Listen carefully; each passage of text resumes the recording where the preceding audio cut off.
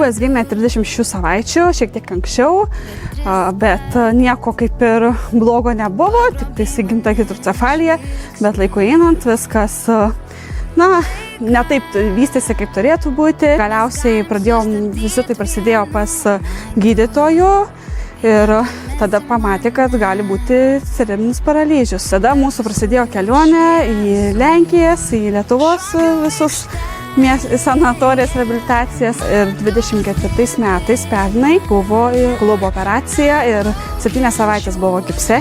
Tai labai mums visas, ką jis buvo pasiekęs, viskas krito žemyn. Darėmės dabar neseniai nuotrauką, kad reikės ir antro klubo operacijos, tai planuosim turbūt Lenkijoje. Ir mums Lenkija pasakė, kad mūsų, ką mes turime vežimėlis, yra netinkamas, yra laikysena prasta, nes jisai yra įdubęs taip pat.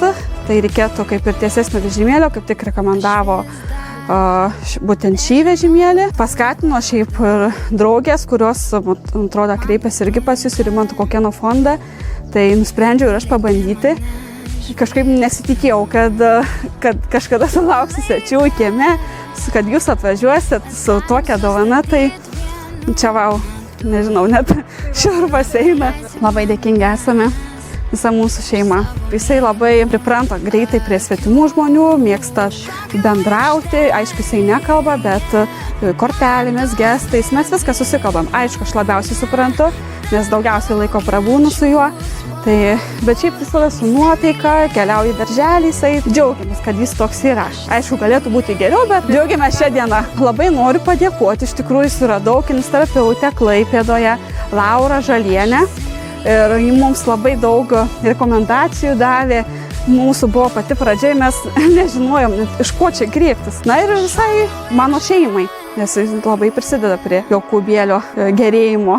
Labai noriu padėkoti Vaidui Barakauskui, kuris prisidėjo prie mano sūnaus svajonės ar sveikatos gerėjimo, kad turėtumėm labai šį nuostabų vežimėlį.